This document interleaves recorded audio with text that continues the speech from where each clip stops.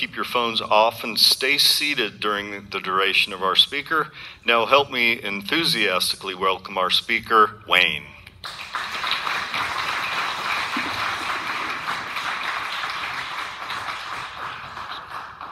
What time do I stop? Timer will Who's the timer? Okay. My name is Wayne Butler. I'm an alcoholic. But the grace of God and the power of 12 steps manifest in AA and the higher power of my understanding. I've been sober since the 8th of November, 1977, one day at a time. That's 46 years, 6 months, and 26 or 7 days, one day at a time. Welcome newcomers, and happy birthday for the birthday people. I want to thank Mike for inviting me up here, Chris for introducing me around to people and introducing himself to me, and anybody who might be visiting. Excuse me. For those of you new, welcome. I hope you stay. I'm going to try to confine my message to AA. I'm a singleness of purpose guy. I'm a singleness of purpose guy for two reasons. One, I want to see AA stay the way it was in 1935. And I also have kids that might grow up someday and need this thing, and I want it to be the best program designed for alcoholics ever known to man. And so I'm not going to muck it up with a bunch of, I'm not going to make excuses and say drugs are a large part of my story. That's an excuse to talk about drugs. So I'm not going to do that tonight. I'm going to limit it to how my story relates to alcoholism. And I didn't know what that was like at first because I had a lot of issues surrounding mental and emotional that would suggest I'm not really an alcoholic, that I have grave emotional mental disorders. For instance, I've been psychiatrically institutionalized 17 times. I was 14 times in the Watertown Insane Asylum on the criminally insane wing. To be fair, I self-signed in 4 times because that's where my girlfriend lived. No, really. I met her when I was in 6-point letter restraints, and I was in a padded room. They left my door open because I wasn't going anywhere. And they nicknamed her Psycho Sober Sybil. And she was diagnosed as sociopath. She murdered her entire family and was found not competent to stand trial. And when she heard my diagnosis was psychopath, she came into my room to meet me. And we fell in love. And it was an engaging event, I have to tell you the truth. And that's about the limit of what I'm going to do about that. But they didn't call that alcoholism. Because a lot of the times my behavior brought me to that place. I wasn't drinking. And I got to tell you, if it wasn't for the message carriers of Alcoholics Anonymous, those shoulders that I stood on to come in here tonight, if it wasn't for their messages, I would not be here. I'd still be locked up in a psychiatric hospital because you guys taught me that perhaps my condition is something other than psychiatric. And you gave me the first hope of my life when I heard some convention goers. I'm going to get a little bit ahead of myself. I'm going to talk about my first conference. I was 17 days sober. It was November 25th, 1977. It was the day after Thanksgiving. My sponsor said that if I didn't drink, because I was going to drink on Thanksgiving Day with my dad, and he said if I don't drink, he'll pick me up and take me to a convention to meet friends of his, and he'd buy me a new set of clothes. Well, that interested me. I've been living in a dumpster for 5 years.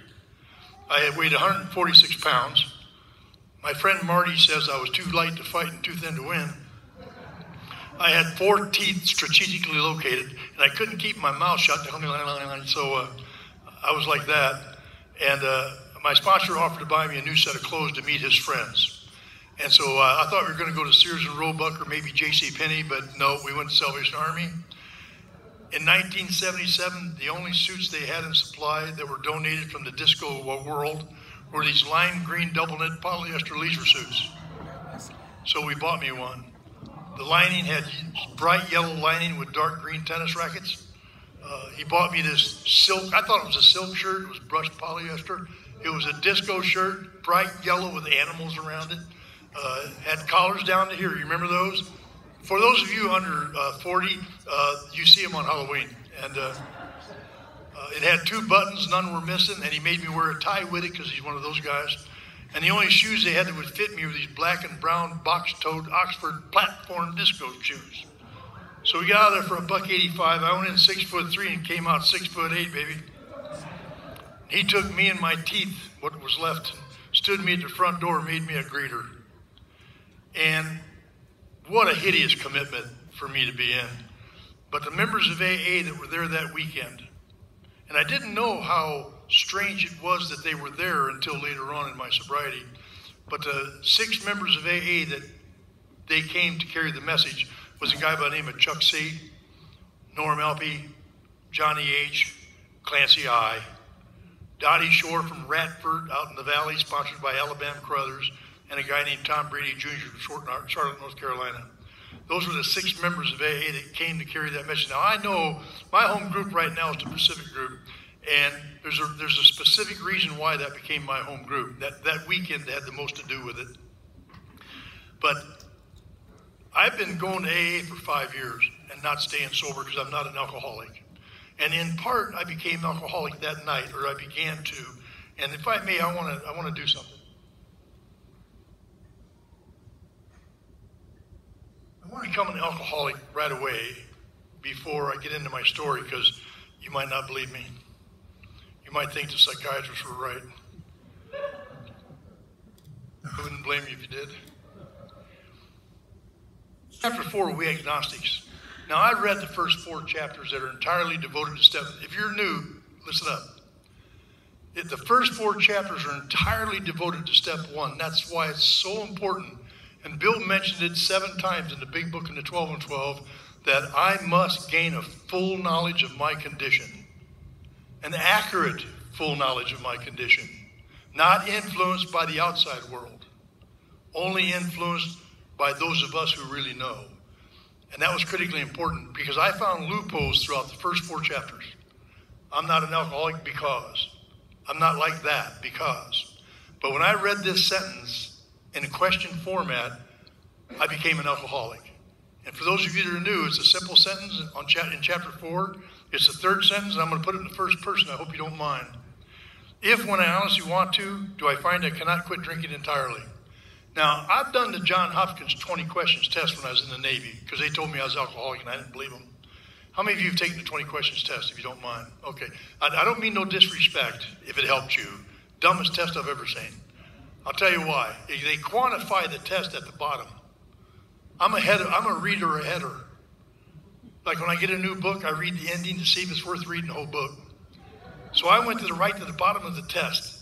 And it said, if you answer yes to 1, you might be alcoholic. And I thought, this is a lame test. 1. I'm sure anybody could answer yes to 1. This is a scam. Get you in treatment. And then it says, if you answer yes to 2, you're probably alcoholic.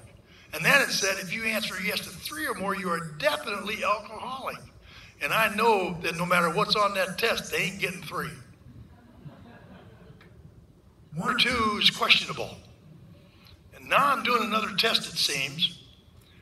I've answered yes to number 1. I've honestly wanted to quit drinking, and I couldn't. And I was baffled by that. I was baffled by the fact that I couldn't just drink 1 drink.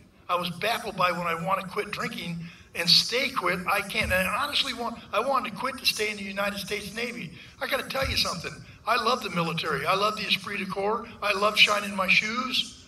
I love standing at attention, snap salutes. I love the esprit de corps. And I was a good sailor, and then I drank. I could keep saying that all night long. And eventually they wanted me to go to treatment in Philadelphia.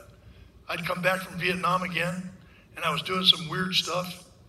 Drinking was out of control. I'd missed the ship's movement. You know, when you're in Subic Bay, Philippines, and you go in and you get a little drunked up, and you come back late in the morning, and that boat you came in on ain't there no more. That's a very sinking feeling. You can't just get on a jet ski and go after them. Excuse me. And so they made me take that John Hopkins test. I didn't answer not one, because I didn't want to. I'm not an alcoholic, don't you see? I only drink beer. But I took the discharge. I dishonored myself. I allowed myself to be discharged rather than go to treatment and play the game. I didn't know how to play the game. That was only the first time I needed to quit drinking. When my wife said to me, if you don't come home tonight before dinner, you don't need to come home. I immediately went upstairs and started packing her bags. I said, you might as well go. And I meant every word of it. Nothing can get in front of me in that drinking. I didn't know that. I didn't have the intellectual capacity to know that. But when I read that in question format, I thought, oh my God, I've quit 100 times, but I can't stay quit. So that's a yes. Second one, or if when drinking, do you have little control of the amount you take? I mean, this is a tough test. I don't know who came up. John Hopkins is easier, just don't answer them. But this one here is so truthful to the gut. So many times I needed to control my drinking, like during ship's movement, like my daughter's ball game. I needed to control my drinking. I could not control it. That's another yes. And then it says, you are probably alcoholic. And I went like this. Whew, that was close. Because there's no definitely in our book. And I learned a valuable lesson that day is that this is the only illness unknown to science that requires a self-diagnosis. And I need your help. Your diagnosis don't mean spit to me. No power in it for me to stop drinking, but your stories do. If you talk about drinking, you got me. You talk about drugs, you lose me, because that's not my experience.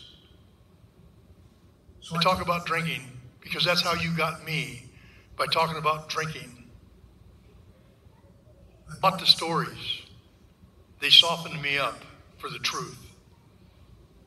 When Clancy talked about disease of perception, I began to get a glimmer of understanding. When Johnny said, quote, I was crawling around on all fours in solitary confinement, howling at the moon, praying to God that they let me out, and praying to God they keep me. And the reason was, I know I'm too bad for the good people and too good for the bad. I've got nowhere to go. And you could have felt the hook sink in my jaw. That was me. Too bad for the good people, too good for the bad. I have nowhere to go. Clancy called it no friendly direction. And that's my story. And I didn't know that.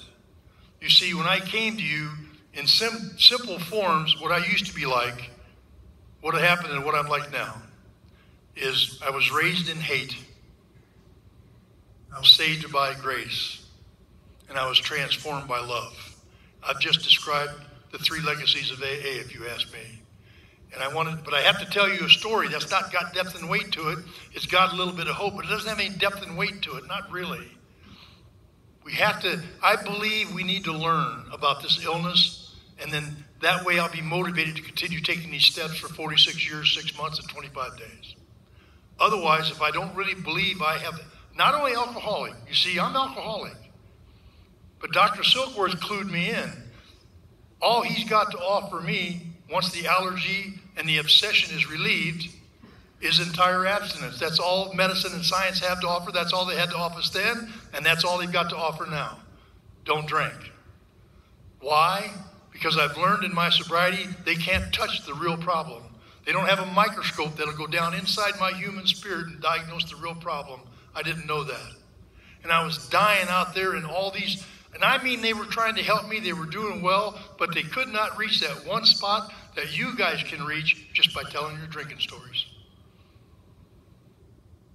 Drunk-a-log that some people don't want to talk about no more. They want to jump right into the solution. But you see, the problem with that is I don't care about your solution if I don't need it. Why would I care about your solution or anybody else's if I don't believe that I need that solution to solve the madness that's in my mind? And I'm fortunate with the mentorship, the sponsorship, the spiritual advisors I've had in my time to help paint that picture for me, why our singleness of purpose is so vitally important to the long-term effects of Alcoholics Anonymous. And how I have to be a part of that. I owe a great debt to AA, which is why I came out here tonight, is I owe a debt. When Mike asked me, I've got a whole planned weekend this weekend. I had to miss my home group, the Pacific group, tonight to come. And yet I got here, Allison picked me up. I'll tell you about service. Allison drove over an hour and a half to pick me up at the airport, took me to my hotel, drove over an hour home, then drove back to pick me up, to bring me up here, brought me to dinner. She's going to drive me back tonight. That's service, isn't it? See, that's what I'm about. I'm about saying yes to AA because I found out it was going to save my life. Now I'm going to pay a little tribute to your home group. I think your home groups are rarely, correct? Remembering how it works, very line one. And I hope you don't mind me just kind of going out of the book a little bit. I just want to use that as my starting gun. It says, rarely have we seen a person fail who has thoroughly followed our path. Did you notice the word probably, or the word path is not plural? There's about 65 journeys in this room. There's one path, the AA path. There's many out there that you pay for. Some you don't. Their path is their path, and I don't know what their promises are. But this is our path, as outlined in this book and codified with the 12 and 12. And this is the path that my sponsors put me on. And I've been blessed with 4 sponsors, and I hold them up in high regard. William Barney Barnett was my first sponsor till he passed away. Then Clancy was my sponsor. And then Tom Ivester was my sponsor. And now Tommy Marr out of Boston, lives in Florida, 60 years sober, is my sponsor. And I've always had sponsors who believe in singleness of purpose and who believe in the forward nature of this life-giving thing called Alcoholics Anonymous. And I think I'm on this issue because this is Founders Day week. You know, we're going to be 90 years old here Monday. 90 years old. It's a grain of sand on the beach. It's a blink in the eye. Only by God's grace did this happen. Only by God's grace am I out of the Watertown Insane Asylum and standing up here in what I believe to be my right mind, but that's not a public opinion poll. Some people in my home group would argue that point. I discovered there's 3 phases of 12-step development, newcomer. I think it's good to know that. I think it's good to be aware of that. There's 3 phases: desperation, restoration, and transformation. That's what I found. Steps 1, 2, and 3 of the desperation. I hope your desperation doesn't leave and steal your willingness away from you, because it almost did me. And I had to learn that when we get people from the outside world, been in treatment or sober living, I don't mean no disrespect. They all try to help us. I give them kudos for that. But here's the problem that I face as a sponsor, that my sponsor faced with me, was my desperation was gone momentarily. And when desperation lifts, I don't like this word, my willingness begins to wane. How true is that? How many of us here tonight have seen that happen to a newcomer? They get all successful and happy and everything's rolling in place in the first few months, and they get to feeling so much better, they forget what they need to do. They're not desperate no more. That's why I pray the first year of a newcomer is desperate. And if you'll do as the big book suggests, in my experience, the steps are designed to create desperation, because having depth and weight in step 1, by going through that with my sponsor and other sponsees eventually, it began to create its own desperation inside me. I knew I was dying. I knew I was going to die. Anybody else? I didn't come in here on a winning streak, did you? I was in the Watertown Insane Asylum. Let me tell you about that. It was the 14th time. The police didn't even arrest me. They picked me. Let me tell you what I did. On February 13th, my mother found out I was back in my dumpster. The Rock Island Rescue Mission kicked me out. It was about 10 degrees out, and I was in a sleeping bag inside this dumpster. And my mom pulled up and said I could come home for Valentine's Day dinner. And I said, okay. But I knew I had to confront the man that I hate more than life itself, my father. But I went home because I was hungry. We get there, and I don't know, my dad showed up and my mind split. You see, I'd been out of drink too long without a solution. I was trying to quit drinking. The worst thing for an alcoholic of my type is to try to quit drinking with no solution. And what they called psychopathy, I call the progression of alcoholism. I was getting worse every minute that I was not drinking. And my dad said something to me. I flipped out. I went out and set my mom's house on fire in the back. Went out and blew my dad's car up and went to a meeting. My sponsor said something snarky to me. I walked across the side of the room, pulled out a .357 and fired a round off at my sponsor. I came to that next morning in 6-point leather restraints, tied to a steel bed in the center of a padded room, black and blue from head to toe from little AA group therapy. Not knowing why I was there. not knowing what I'd done that day, in a total emotional blackout. No booze in my body at all. But the craving was as loud as the phenomenon of craving, not the one you get when you take a drink, that secondary phenomenon of craving that Father Ed Dowling taught us about in the 12 and 12. That phenomenon of craving where I feel separate, different, alone. I'm restless, irritable, discontent. I hate you, I hate them, I hate God. And all of a sudden I get this memory from the first time I drank. I get this muscle memory. It goes like this: Wayne, those people in AA don't like you. You're never getting out of here. They're going to give you a lobotomy. My mind starts chewing on me. And what happens is the memory of that, not the drink, like Jim the car salesman, not the memory of the drink, the memory of what it did for me. What it did for me, it was made drinking so inconsequential that I would pick up a drink no matter the circumstances. And I didn't understand that. I didn't learn that out there because most people out there don't teach that. I had to come here and learn it here. And I'm so glad I did. I'm glad I learned it from those men and women of Alcoholics Anonymous. They wanted to stick to this one single path and not allow the newcomers to get lost going down several paths in one location.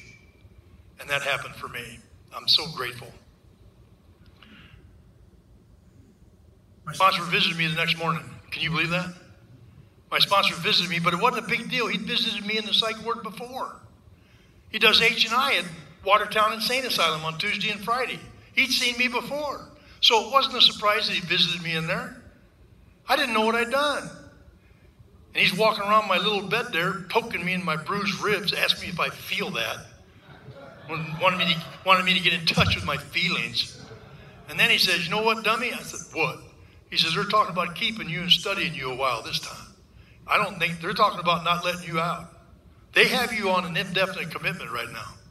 He says, "But if they let you go, if you'll come with me and us, the home group, I believe even you can recover." And then he left. I wasn't too impressed with that. And then the psych nurse that was going off duty is standing outside my room, talking to the oncoming tech, telling her why I was there. And that was the first I heard it. I couldn't believe what I was hearing. I couldn't believe I tried to do that. And the police took me right from the meeting right to the ward. Wasn't no arresting me. I'm done. I'm toast. I've been 6 months locked down, being medicated, being electric shocked. Punishment type electric shock, not therapy type. My sponsor kept talking to him. And here's the benefit of H&I. The thing about H&I is you never know how you're going to affect somebody that you don't think can hear you or doesn't understand you. Well, because he carried the message to that very institution, on Tuesday he took a movie of some type, Days of Wine and Roses, The Lost Weekend, movies like that. And on Friday he would do a study of the Big Book, the 12 and 12 or something. So he knew all the psychiatrists there. And unbeknownst to me, he went to the Board of Psychiatry and he said, "Look, I know you don't believe this, but I believe he's really just alcoholic. And if you'll let me take him home with me." Do you know the power of that statement? After he is the one I fired a round off at, he's telling them, "I'll take him home with me. If he gets drunk, I'll call you and come throw a net over him." They let me loose on October 30th, 1977. You'd think I'd want to go to a meeting with my sponsor, wouldn't you? I went and got a drink. I could not drink. I didn't understand. But you see, I had all this hate in me that I didn't understand. I had all of this resentment inside me from childhood trauma. I didn't know how to talk about that. And the only time I don't feel that way is when I'm drinking Budweiser, King of Beers. I love Budweiser, I do, I swear to God. You know, how many of you have been to LA? Santa Monica in that area? You know, if you drive out the North 405 like you're going towards Frisco, and you get on the other side of the freeway out in the valley at the 101 Exchange, just beyond that at the Roscoe Boulevard exit is an Anheuser-Busch brewery. I swear to God, sometimes I drive by there and slow down and look over and have a moment of silence. If Budweiser made you as good looking as it was me, you'd do it too. I also like fine wine, like Ripple. How many of you remember Ripple? If you're under 45, don't raise your hand because I know you're lying. Because they shut that chemical plant down. Boone's Farm Strawberry Hill. You know why I like Boone's Farm Strawberry Hill? Because when I'm puking, I'm a puker. I'm a projectile puker, actually. When I'm puking, it looks like I'm bleeding internally, and I tell the girls in the bar that I'm dying from stomach cancer, and they feel sorry for me. I love how you girls are sometimes. I really do. I also like Mad Dog Deucey Deucey Orange, Cisco Night Train Thunderbird, all low class, high shelf, low bottom wine. You think that's what made me alcoholic? Pretty good clue. But what makes me alcoholic, I want to repeat, is simple. When I want to quit entirely, I can't. And when I need to control it, I can't. That's what makes me alcoholic. But you see, I had to learn about the real problem. The real problem is that thing Clancy talked about, it's the disease of perception, but I didn't really understand that. I now understand it. It took me a long time to understand it where I could carry that message onward, especially now. But you see, I understood that he was talking about the ism factor in alcohol. Being an alcoholic and having alcoholism. And I discovered in the big book that ism in me is an internal spiritual maladjustment, which if not identified and corrected will progress into a malady, which will then progress into neurosis, which will then progress into psychopathy, which happens to a lot of us and we don't know it's happening. And then pretty soon we have a psychotic snap and there's no coming home from that. And the only thing that saved me was drinking. It's a good thing I drank because drinking helped put off that psychotic snap long enough to meet you guys. And I didn't know that. But the thing that AA is designed, in my opinion, the thing that AA is designed to treat, and the only thing that AA is not designed to treat disease of any kind. Stopping drinking treats the disease. Period. Dr. Silkworth, the only relief we have to suggest is entire abstinence. So then, and by the way, Dr. Silkworth did say some form of moral psychology is needed. That's all the deeper he could go. I'm not criticizing or finding fault, but I was dying because he couldn't go any further. I missed that part about the spiritual malady, the one thing AA is designed to counteract, to arrest, to allow me to find a new way of life. I didn't know that. I'm glad I know it now. A couple stories. When I was 9 years old, I was taken off the street on my way home from school. I'm just a little kid. I don't know what's going on. This is in the 50s. His neighborhood guide pulled me off the street and locked me in his basement coal bin, chained me to it, and then he tortured me for 3 days. You raped me? He put things in my body. He hurt my body permanently in certain ways. And then on Monday morning, he threw my naked body out in the middle of the street before dawn. Told me if I told anybody, he'd kill me and my family. I want you folks to know I never uttered a word of that. The police couldn't get me to talk. My mom and dad couldn't get me to talk. Nobody could get me to talk because I didn't want to be responsible for them dying. I talked about it for the first time when I did my 5th step. I confessed a lot of things to my sponsor in that first 5th step that I wouldn't even tell a therapist, a priest, or a minister, or anybody. For whatever reason, I don't want to analyze it. It's an amazing thing. Did that make me alcoholic? No, but what it did was it pursued to break my spirit. And what happens is I ended up, I believe I was born this way, but I think life compounded the fracture, and the more I drank, the more that relieved it. Victims don't get to stay sober, I found out in Alcoholics Anonymous. I'm so grateful we have a program of action that brought me out of victimhood. My sponsor says, we need to back the AA van up to your head. We need to move you from victimhood to our hood. When I took my first drink, it fixed all that. When I was 10 years old, my dad took me for a drive. He's a truck driver out of Chicago. He's an alcoholic. He was a violent man. He wanted me to be violent like him. He was a union steward for the Teamsters out of Chicago. He worked for a guy named Hoffa out of Michigan. My dad was an enforcer type guy, a real tough guy. I wrote poetry. That wasn't in his wheelhouse of understanding. So that happened to me at 9 years of age. My dad was to take me on road trips with him. In his own way, he was trying to help his son, in his own way. But he was so violent, and I don't want to go into any more detail than that right now. But when I was 10 years old, he took me on his routes were the deep south. He'd go down to Alabama, Mississippi, Georgia. He's in the deep south. And one week he took me and we went to this farm house where they had these teepee-like fires going, and they were burning crosses. And I found out why my dad was so hateful, this organization he was involved in, and he was bringing me in. He was grooming me for that. He even had a junior outfit for me. I liked it. I asked him if I could wear it to school. He said, no. Don't judge me yet. Wait till I'm done. I'm 10 years old. What am I going to do about that? I had no idea. I'd like to tell you they didn't get me, but they did.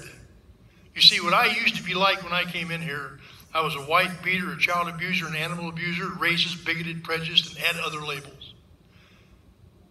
Alcohol couldn't take that out of me, but it relieved it. You see, my dad was going to shoot me one night because I'm in a bar playing pool with a black man. You see, when I'm drinking, I don't see color. I don't see religion. I can't understand that. I don't have that hatred in front of me when I'm drinking. But when I'm sober and I can't get to a drink, it all comes back, and I don't understand why. Alcohol, cunning, baffling, powerful. Powerful. To erase that from my perception for a little while. But then it comes back roaring worse than what it was before I started drinking. Don't you agree I need help? I need relief for that? But I was hated in my town to the core. Rightfully so, I suppose. I went to the military with that hate in me, trying to hide it and mask it. I come to you, and it became a problem. I'm going to tell you how that got solved. When I was 3 months sober, Charles came and asked me to sponsor him, a black man. I pulled that gun out, I put it in his face, I called him a name, and I said, get away from me, I'll put you in the ground. And I got a call that night from my sponsor. He said, I heard you told Charles you wouldn't sponsor him. I said, I can't sponsor him, and you know why. You heard my fifth step. I can't even be seen with him. Barney says to me, are you aware that nobody in AA in the Quad Cities likes you? He says, not one soul wants to see you. They're doing a group conscience on you Sunday, not to kick you out of the home group, to kick you out of the Quad Cities of AA. I said, yes, so much for your love and tolerance. He said, are you aware that if you don't have a sponsor, there's no way you can stay sober? I said, I believe that. So you told me. He said, here's what you're going to do. You're going to call Charles up right now. You're going to apologize to him. You're going to say you were wrong to say what you said to him. You were wrong to put that enthusiastic method of convincing him in his face. And he says, you're going to tell him you will never use that word again as long as you live your life sober. And if he'll forgive you and he still wants to, you'll sponsor him. I was perfectly okay with calling him because I knew there was not a snowball's chance in Hades that he would want me to sponsor him after what I did. Don't you agree? So I called him up, and as monotone as I could be, Charles, I'm calling you to tell you I was wrong to use that word. I will never use it again as long as I live. Making sure he understood I wasn't sincere in the least. I got done with my pitch, and he starts crying. I can't believe you called me. He said, I do forgive you, and I do want you to sponsor me still. And I thought, that didn't work. 3 months later, this 6-foot lesbian come up to me, poked me in the chest, says, you're going to sponsor me. I said, jump on your kickstand and ride your butt out of here. I cleaned that up. Got a call that night.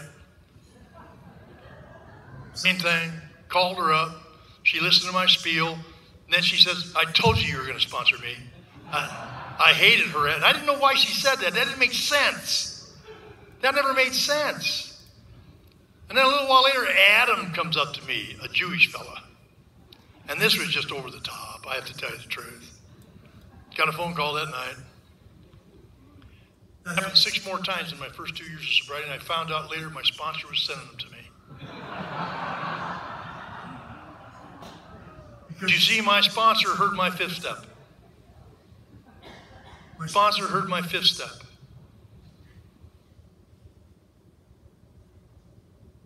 I want to tell you I'm so grateful because I have friends around the world of every ethnicity you can think of that I love. I would have missed all that. My daddy had sobriety in AA for a while, but he died drunk because he couldn't leave that organization. I got out. They tried to keep bringing me back. I'd call my sponsor. I said, I'm getting phone calls, Barney. He says, we didn't have block on our phones, except you just take it off the hook and let it ring, let them rant.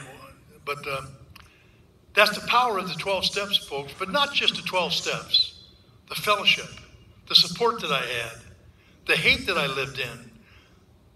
People saw a change taking place in me, and I began to be welcomed back into the fellowship of Alcoholics Anonymous. People weren't as afraid of me as they were before.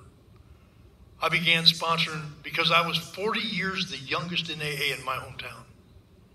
My sponsor was 67, I was 27. The next one was 84 up to 92. That was my home group. He said, if you want what we have, and I'm thinking, what is it, osteoporosis?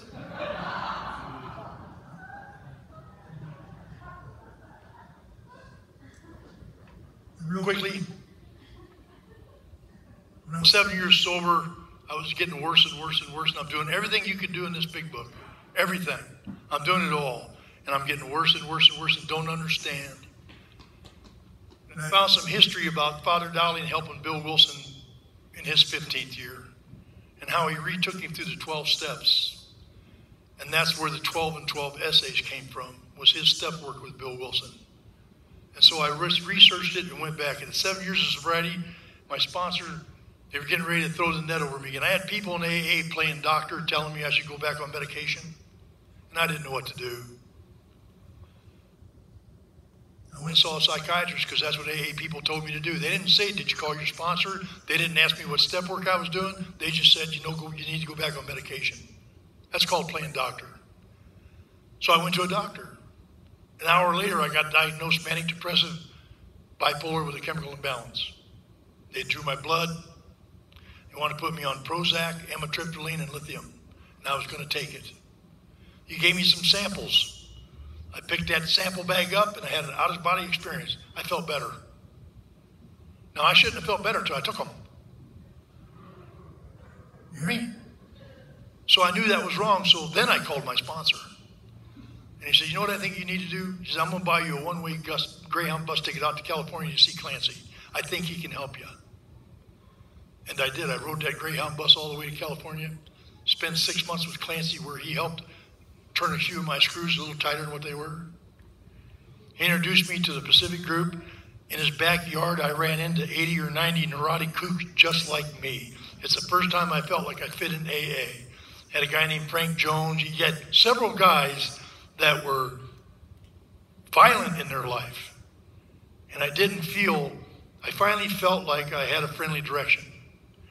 And then Clancy told me I had to go back and straighten my life out in Illinois. And he says, when you get that straightened out, I want you to move to California and I want you to be in my home group. I went back home and I had a lot of work to do. I had to make my amends, right? Because you see those 3 phases of development, desperation, the second one's restoration. Steps 4 through 9, newcomer. That's why we don't want to get stopped in 4 through 9, because we get an opportunity to be restored to sanity, and there's a duality to that, Chuck C. taught me. That duality is this. I get to restore to sanity where alcohol is concerned. I am restored to sanity where alcohol is concerned because I am absolutely convinced I can never drink alcohol safely. I'm convinced. But the duality of that is be restored to sanity where life is concerned, to full citizenship, to be able to come and go and do and be as I please, so long as it pleases him. And I can't do that without finishing steps 4 and getting deep into step 9. And I had a step 9 I was never going to do, and I want to spend my last 5 minutes talking about that. You know that neighbor that I talked about is my Uncle Bill. I had to see him at functions of the family. He would take advantage of me with every opportunity he had. I lived in ungodly fear. I had to go make amends to him. He was in prison. Because you see, when I got back in Vietnam, I knew how to get even. And so I tried to destroy that man without killing him because I didn't want him to quit suffering. So he was fortunate in a way to get locked up. He got away from me. He was on my 8th step. And you see, Father Dowling did a 3-column inventory on step 8 with Bill that motivated him. And I found that inventory, so I did it. And I realized in black and white, if I don't make amends to Bill, I'll never get free. So I followed my sponsor's direction. I went and made amends to Bill in prison. He didn't know I was there. I'm not surprised. I said, Bill, I've got to make amends for what I did to you and your family. And I said, is there anything I can do to make it right? And he says, well, I don't get no visitors here. And I thought, nor should you. And he says, if you come visit me once a month, I'd be okay with that. And I said, I'll get back to you on that. Ain't no way I'm doing it. And he said, if you want to bring me a couple of packs of cigarettes, I'd appreciate it. Now he's stretching it. And then he says, you would put some bucks on my books, that would help me out while I'm in here. I had no intention of doing it. I get back to my home. I call Barney to brag about, I'm free now. I cleaned up my side of the street. Well, I really hadn't, because there's something I didn't tell him. I destroyed their house, destroyed it.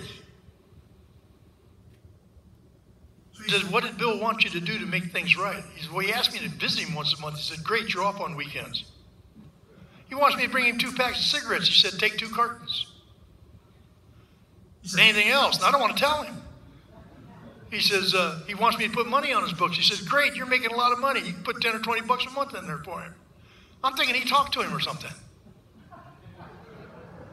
I told him about the house. He says, you got to buy his wife a house. In 1988, I got a mortgage on a house for her. I don't own a house today because I paid off her house in 2018. 30 years it took to pay off that mortgage.